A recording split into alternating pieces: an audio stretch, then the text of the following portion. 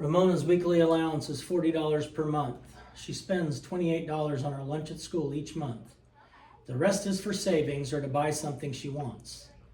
Last week, she saw a sticker album and bought it for $14.98. Does Ramona have enough money to buy the sticker album? So, if she starts with $40 and she spends $28, so $40 minus 28, starts with 40, subtract 28, and then we have to see how much she has left, and whatever she has left, does she have enough to buy this? If it's yes, then it's one of these two answers. If it's no, then it's one of these two answers. So first find out how much she has left, and then see if she has enough to buy the sticker album.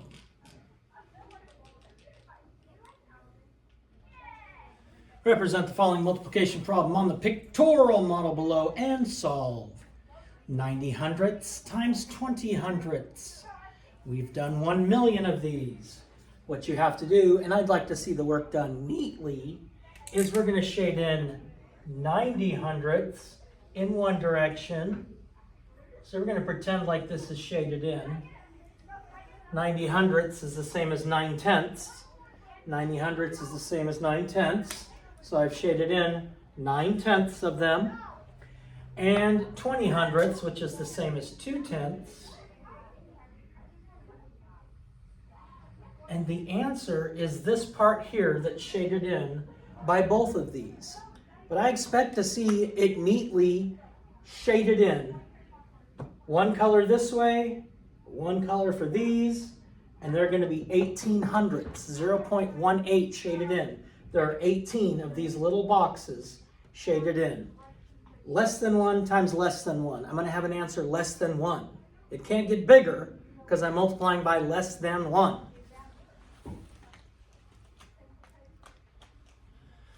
Jerry's dog weighs 33 2/10 pounds. Kiera's dog weighs 2 4/10 times as much as Jerry's dog.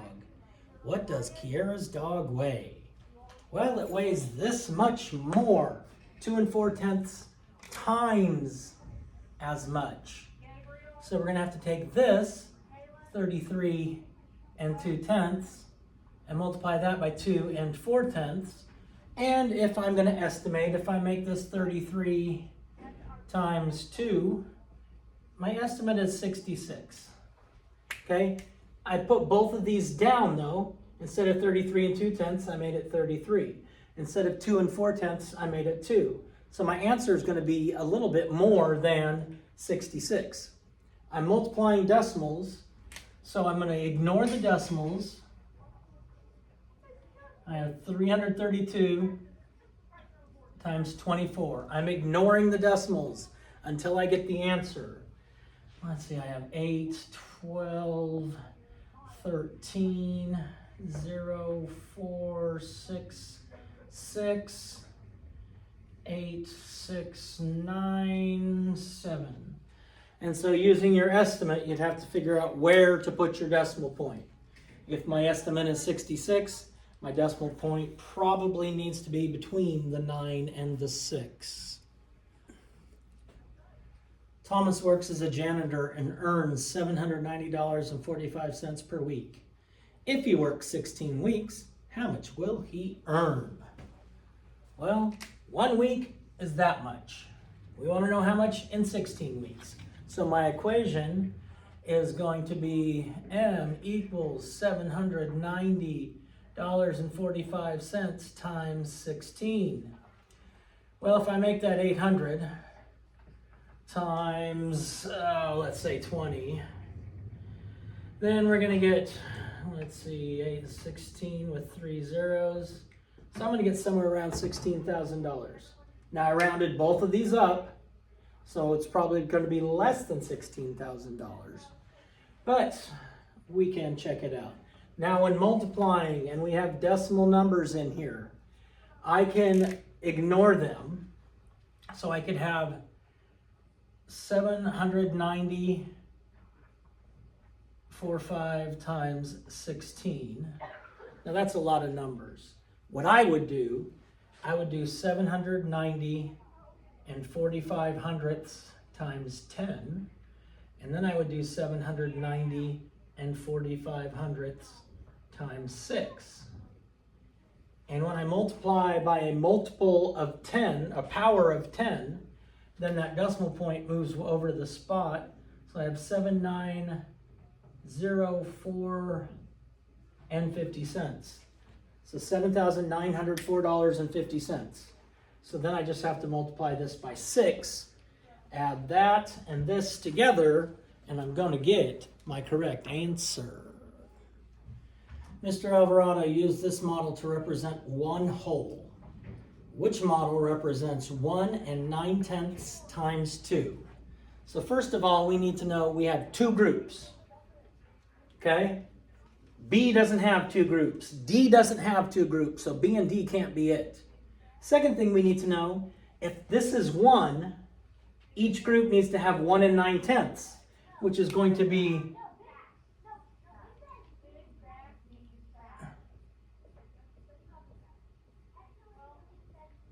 so I need one whole and then 9 out of these 10. And I need two groups of that. Well, obviously, C doesn't have two groups of that. They just took 1 9/10 and divided it by 2. A is 1 9/10 times 2. Or, repeated addition, 1 9/10 plus 1 9/10. Lenny received a $15 gift card to purchase apps and music for his tablet. He bought a workout app for $2.29, 2 songs for $1.99 each, and a game app for $5.29.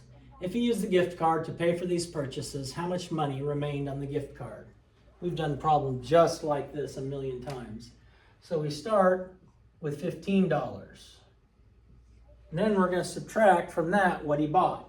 He bought one workout app for $2.29 plus 2 songs for $1.99 each.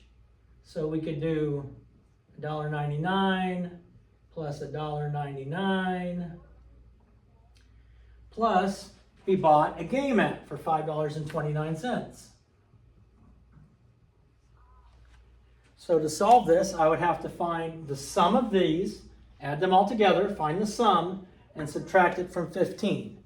Now, you're going to want to subtract it from 15.00, and you'd subtract whatever you got here, and it's 15.00 because it's money, so I can write it either way, and it makes sense either way, and I want it to make sense, so that's the way I'm going to do it. Mary used this model to represent one whole, which model represents 1 8/10 times 4.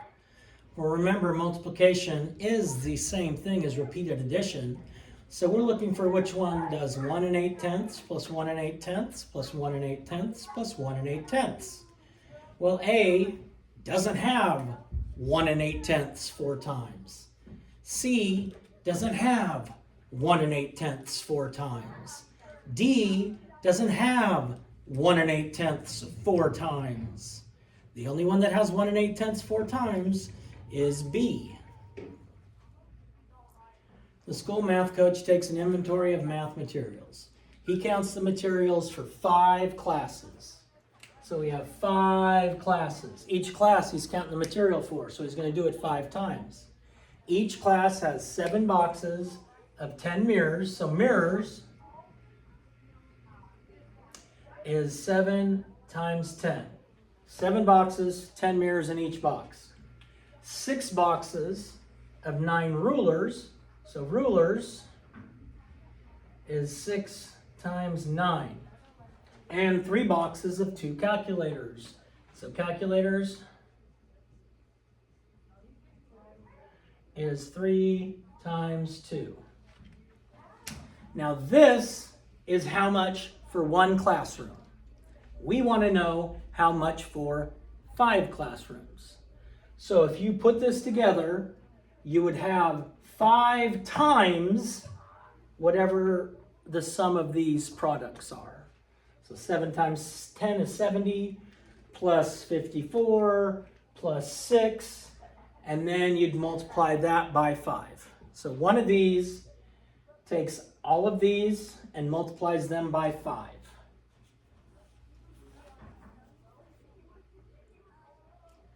Harlan played her favorite game app 3 times this morning. In each game, the number of points she scored was a prime number. When she adds the points for the 3 games together, the sum is also a prime number. Which of these might be her scores? Well, if we go through each answer choice first and find out which ones have only prime numbers. Well, if we look at A, 17 is prime because the only factors are 1 and 17. 19 is prime because the only factors are 1 and 19. 20 is not prime because the only even number that is prime is 2. So I can eliminate that. On B, 11 is prime because the only factors are 1 and 11. 17 is prime, just like it is in A. 21 is composite because you can do 1 times 21 and 3 times 7. So since 21 is composite in B, 21 is composite in C as well.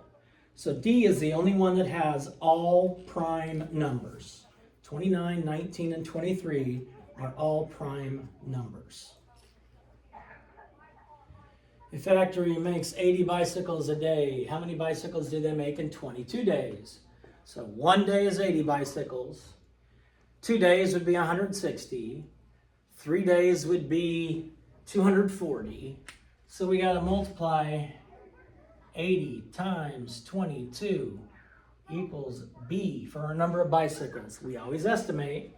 I'm going to leave 80 like it is times 20, and that's going to give me 1,600. So my answer should be somewhere around 1,600, which eliminates A and D. Now I have to actually do the math.